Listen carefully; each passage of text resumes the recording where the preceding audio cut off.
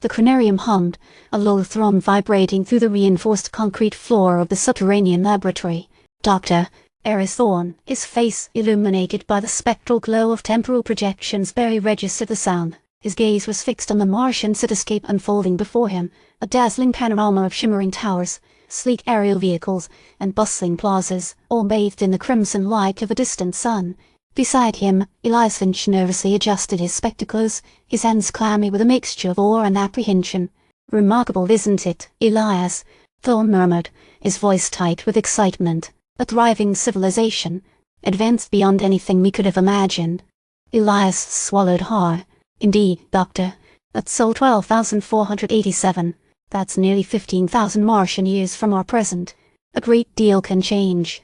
"Precisely why we're observing," Thorne retorted, dismissing Elias's concern with a wave of his hand. "To understand that trajectory, their successes, their failures." He focused intently on the temporal projection. "Notice the architectural patterns, the energy conduits their utilizing principles were only beginning to grasp." For several minutes they watched in silence, captivated by the vibrancy of Martian life. Then Thorne's attention snagged on a subtle anomaly, a cluster of imposing structures on the outskirts of the city, radiating a faint, unsettling energy. "What is that, Doctor?" Elias whispered, pointing. Thorne zoomed in, his expression darkening. "A research facility, it appears.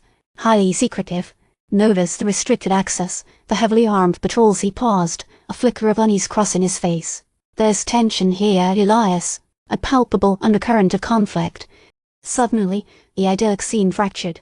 A wave of mechanical clicking and grinding echoed through the temporal projection. Robotic figures, colossal and menacing, began to emerge from the research facility, their movements precise and coordinated. The Martian populace scattered in panic. Paradox level rising. Elias cried, his voice strained. "We're interfering, Doctor. We need to shut down the Chronarium." Thorne ignored him, mesmerized by the unfolding catastrophe. Why to observe? He watched in horror as the robots systematically dismantled the city, their actions devoid of emotion or remorse. The beautiful cityscape crumbled into a ruin of shattered metal and dust. Then he saw it. A subtle design element on the robot's metallic arms, a familiar pattern he recognized instantly. "No, it can't be," he stammered, his face paling. "Those are my designs." Elias's eyes widened. "Your designs, Doctor? But how?"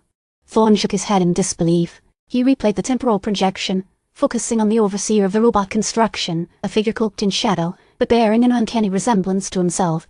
The figure's posture, the set of his jaw, the intensity in his eyes, it was undeniably him. "Someone is impersonating me," Thorne whispered, the realization chilling him to the core.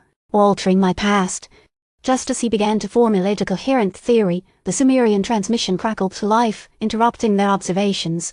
The archaic symbols danced across the Chronarium's control panel, followed by a guttural voice speaking in a language lost to millennia. "Beware the echo," the voice rasped. "The threads unravel. The guardians awaken. The Convergence approaches." Before Thorne could decipher the message's meaning, the laboratory doors burst open.